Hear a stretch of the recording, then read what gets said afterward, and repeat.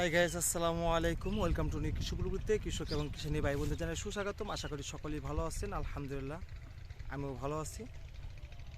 আরেকটি নতুন ভিডিও নিয়ে আপনাদের মাঝে চলে আসলাম।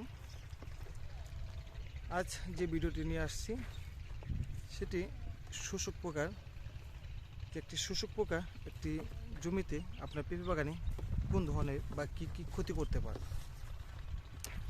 এই জমিটির ভিডিও আপনারা গত বছর অনেকে দেখছেন যে আমি এটি আমার 3 বিঘা পেঁপে বাগানের যে জমিটি, সেই জমিটিতে আমি এখন দাঁড়িয়ে আছি। আর যে গাছগুলোর কথা বলবো সেই গাছগুলো এখন আমি আপনাদেরকে দেখাচ্ছি। আপনারা অবশ্যই দেখতে পাচ্ছেন এই গাছটা কিন্তু সুন্দর। আবার তার নিচের গাছটা দেখতে পাচ্ছেন পাতা কুচকিয়ে গেছে। এটি কুচকিয়ে যাওয়ার কারণটি কি, এই গাছটিতে মাকড় এবং সাদামাছি, জ্যাসিড এগুলো আক্রমণ করছে। যখনই আপনার মাকড়, জ্যাসিড, সাদামাছি, জাপ পোকা এই ধরনের পোকাগুলো, শোষক পোকাগুলো যখনই আপনার গাছে আক্রমণ করবে তখনই কিন্তু আপনার গাছের পাতাগুলো কুঁচকিয়ে যাবে। সেই জন্যই আজ আমি আমার এই জমিটিতে কীটনাশক স্প্রে করব। আর কি কীটনাশক স্প্রে করব সেটি অবশ্যই আপনারা দেখবেন। দেখতে পাচ্ছেন এটি আরেকটি গাছ। এই গাছটির অবস্থা দেখতে পাচ্ছেন যে এই যে আপনারা সাদা সাদা যেটি দেখতে পাচ্ছেন এটি কিন্তু যে পোকার পায়খানা করার পর এখানে লেগে আছে, এখান থেকে কিন্তু আপনার গাছ পচে যায়, মরে যায়। দেখতে পাচ্ছেন এই একটি গাছ নিচের গাছটা দেখতে পাচ্ছেন, নিচের গাছটি কিন্তু মারা গেছে এবং উপরের গাছগুলো কিন্তু একদমই পাতা থুবড়িয়ে গেছে। আমি প্রতি সপ্তাহে চেষ্টা করি যে আমার পেঁপে বাগানে শোষক পোকার কীটনাশক স্প্রে করার জন্য। যেহেতু এখন ফার্স্ট টাইম আমার এই জমিটিতে প্রথমত গাজর ছিল, গাজরের উপরেই আমি ধনেপাতা রোপণ করছিলাম। এই ধনেপাতাগুলো গতকালই বিক্রি করা শেষ হয়েছে বা এখন, সেজন্য আমার এই জমিটিতে আমি শোষক পোকার কীটনাশক স্প্রে করার জন্য আসলাম। এবং আজ আমি কোন ধরনের এবং কী কী শোষক পোকার কীটনাশক স্প্রে করি সেটি আমি আপনাদেরকে দেখাবো, এবং কি 3টি কীটনাশক একসঙ্গে মিশিয়ে স্প্রে করব। প্রতি সপ্তাহে কীটনাশক স্প্রে করতে হয় এবং এক সপ্তাহে এক ধরনের শোষক পোকার কীটনাশক স্প্রে করতে হয়। কারণ আপনার একই কীটনাশক যদি বারবার স্প্রে করেন তাহলে কিন্তু আপনার জমিতে কাজ কম করবে। তাহলে আমি কোন কীটনাশকটি স্প্রে করি এবং কি কি স্প্রে করি তাহলে সেটি দেখার জন্য আমাদের ভিডিওর শেষ পর্যন্ত আপনারা অবশ্যই থাকবেন। আর যারা এখনও খান সাহেবের কৃষিঘর ইউটিউব চ্যানেলটি সাবস্ক্রাইব না করছেন তারা অবশ্যই সাবস্ক্রাইব করবেন। আর যারা এখনও খান সাহেবের কৃষিঘর ফেসবুক পেজটি ফলো না দিচ্ছেন তারা অবশ্যই ফলো দিয়ে আমাদের পাশে থাকবেন।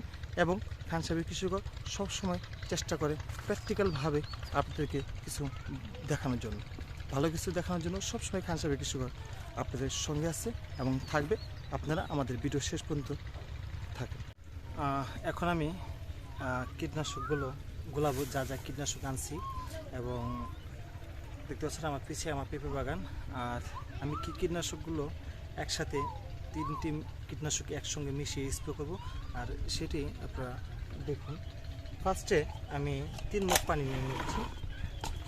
এরকম করে 3 মগ পানি আমি ফার্স্ট নিয়ে নিচ্ছি আরেকটি বালতিতে।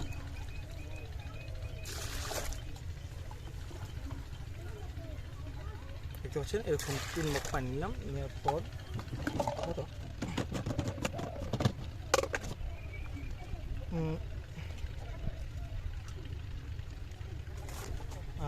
প্রথমত আমি মাকড়ের এটা নিয়ে নিচ্ছি।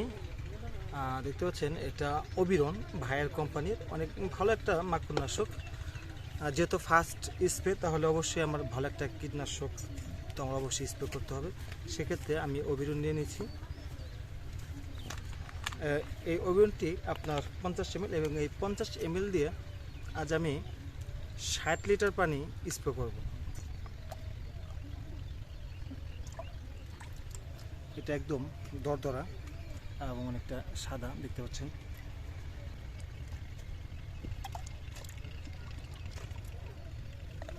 পরবর্তীতে এখন আমি যেটি নিব এটি বাম্পার 20 SL ইমিডাক্লোপিড। এটি গ্লোবাল কোম্পানির, এটি অনেক ভালো কাজ করে বিদায় আমি এখন দিচ্ছি। এরকম বাজারে অনেক ধরনের ইমিডাক্লোপিড আছে। তার মধ্যে যেহেতু আমার এই গ্লোবাল কোম্পানির বাম্পারটা অনেক ভালো লাগে, তাই আমি জাস্ট এটি স্প্রে করি। গত ভিডিওতে কিন্তু আপনারা দেখছেন যে আমি বাম্পারটা নিছি এবং এই অবিরনটা নিছি। যে বাম্পারটা সম্পূর্ণটা আমি দিয়ে নিচ্ছি।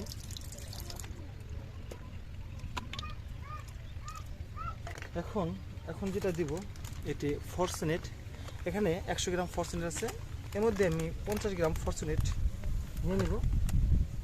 এখানে একটু মাপ করে নেব, একটু কম বেশি হলে সমস্যা নেই।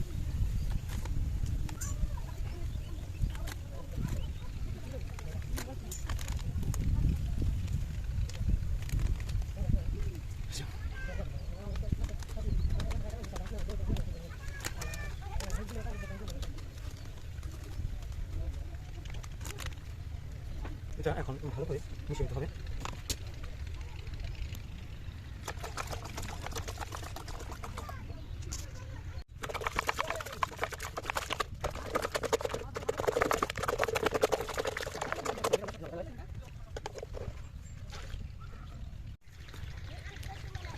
চলে আসলাম আমার ড্রামে কীটনাশকগুলো মিক্স করে পরে এখন নিয়ে আসলাম।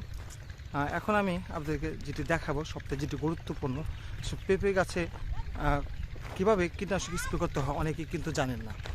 অনেকজন আছে আমরা পেঁপে গাছে মাথায় স্প্রে করি না, আসলে মূলত পেঁপে গাছে মাথায় না, কোথায় স্প্রে করতে হবে সেটি আপনারা দেখুন। আমরা সবসময় পেঁপে গাছের এই নিচ মুখ থেকে এইভাবে করে নিচের থেকে কীটনাশকগুলো স্প্রে করার চেষ্টা করব। এইভাবে করে নিচ থেকে কীটনাশক স্প্রে করলে আর আপনার পোকা থাকবে না ইনশাল্লাহ। যারা এতটা ধৈর্য নিয়ে আমাদের ভিডিওগুলো দেখছেন তাদেরকে জানাই অসংখ্য ধন্যবাদ। আবার এটির পরে যে পাতাগুলো যে কুচকে গেছে সেটার জন্য আমরা কোন ছত্রাকনাশকটি ব্যবহার করি সেটি দেখার জন্য অবশ্যই আপনারা আমাদের সঙ্গে থাকবেন। সবাইকে জানাই ধন্যবাদ। আসসালামু আলাইকুম।